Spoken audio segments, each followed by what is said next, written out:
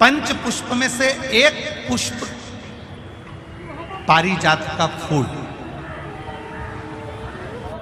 हम आप लोगों को मंदिर दर्शन के साथ साथ पंडित प्रदीप मिश्रा जी का कथा सुनाएंगे। सब लोग पूरा वीडियो देखते रहिएगा। जिसको हार श्रृंगार का फूल भी कहते हैं, जिसको शिडली का फूल भी कहते हैं। पारिजात हार श्रृंगार। मैं निवेदन करूंगा आस्था चैनल से कि पारिजात का जो पुष्प है उसका दर्शन भी आप सभी श्रोता भाई बहनों को टीवी के माध्यम से कराते जाओ। जितने लोग टीवी पर कथा सुन रहे हैं, जितने लोग फेसबुक यूट्यूब पर कथा सुन रहे हैं, वो भी इस पारिजात के फूल का दर्शन अवश्य करें। और एलईडियाँ लगी हुई हैं, उन पर भी आप आराम से पारिजात के फूल का दर्शन कर सकते हैं। पारिजात का पुष्प, हार श्रृंगार का फूल, ऊपर से सफेद, नीचे जो उसकी डंडी होती है वो थोड़ी नारंगी होती है, संतरे की कलर की होती है, नारंगी कलर। महाराज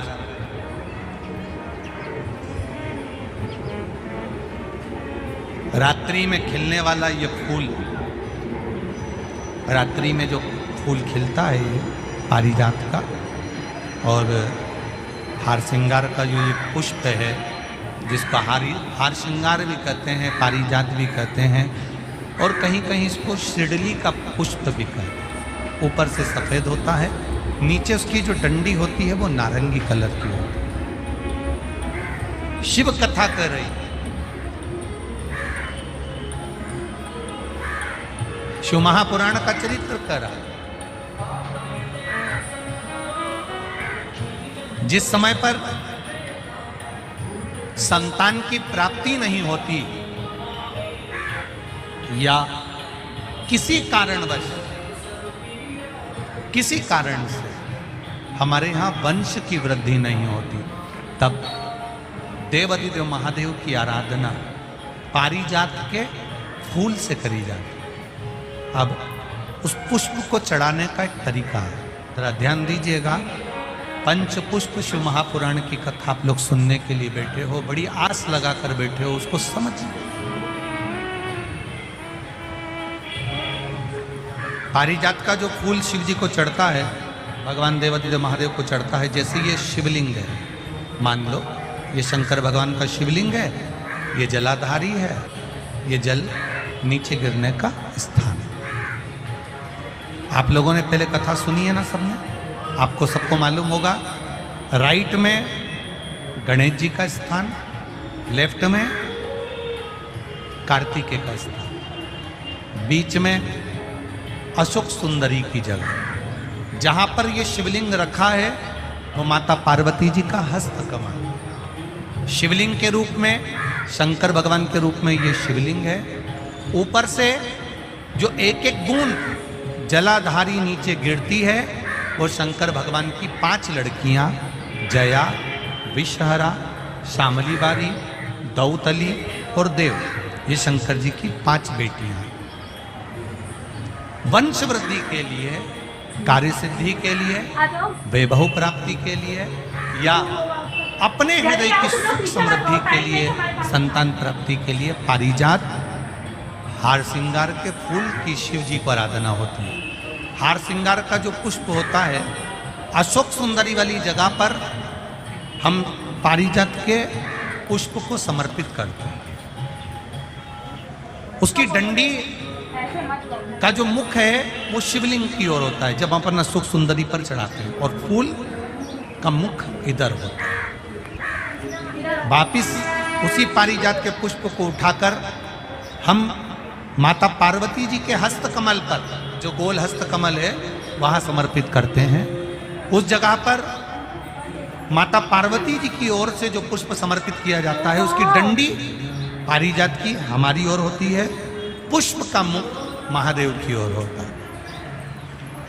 तीसरी जगह, जब हम पारिजात के पुष्प को अशोक सुंदरी पे से उठाकर जगत जननी के हस्त कमल पर रखते हैं, हस्त कमल पे से उठाकर देवादिदेव महादेव के शिवलिंग पर रखते हैं, उस समय पर पारिजात के पुष्प की डंडी शिवलिंग के ऊपर होती है और फूल का मुख अपनी ओर होता है। इस जगह पर पारिजात के पुष्प की डंडी के केसर से ही महादेव को त्रिपुंड लगाया जाता है और महादेव से प्रार्थना करी जाती है। अब पारिजात के फूल का केसर कैसे बनाना है वो भी एक बार आप लोग अच्छे से समझो।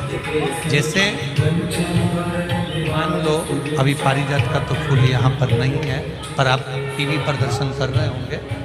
पारिजात पुष्प की जो पीछे की डंडी होती है, फूल सफेद और पीछे जो डंडी होती है नारंगी कलर की, केसरिया कलर की, उसको तोड़ लिया जाता है। तोड़कर ऐसी 25-50 फूल की पीछे की डंडी को तोड़कर उसको रख दिया जाता है। उसको धूप में नहीं सुखाते, केवल घर में उसको एक कटोरी में या थाली में रख दो, वो धीरे धीरे सूख जाएगा। सूखने के बाद उसको पीस कर उसका चंदन तैयार हो जाएगा पारिजात फूल की उस डंडी का।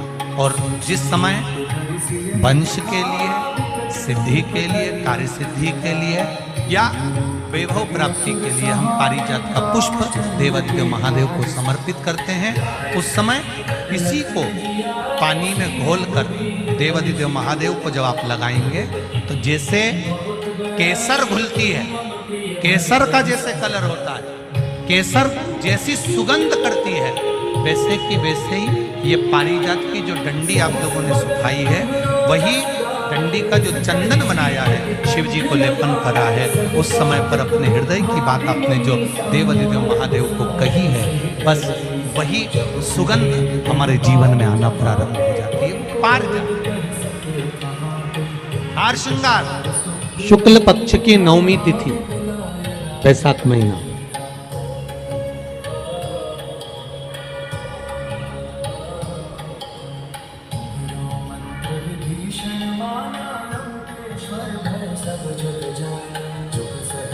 पीला चंदन घिसकर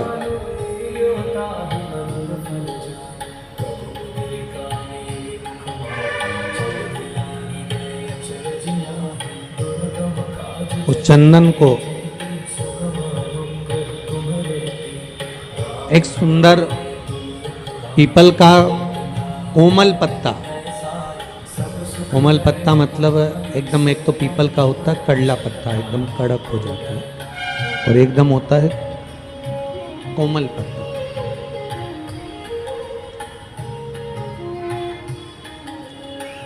उस पीपल के कोमल पत्ते पर पीला चंदन घिसकर, जो वह चंदन होता है, उस चंदन को घिसकर उस चंदन को उस पत्ते पर रख ले। और महाराज उस पत्ते को मध्याह्न के समय पर, जैसे जब सुबह के समय पर सारी पूजन हो जाए, अर्चना हो जाए, भगवान शिव के मंदिरों में जल समर्पित हो जाए, उसके बाद में जब बाबा एकदम आनंद में विराजे हों, तब जहाँ शिवलिंग रखा होता है,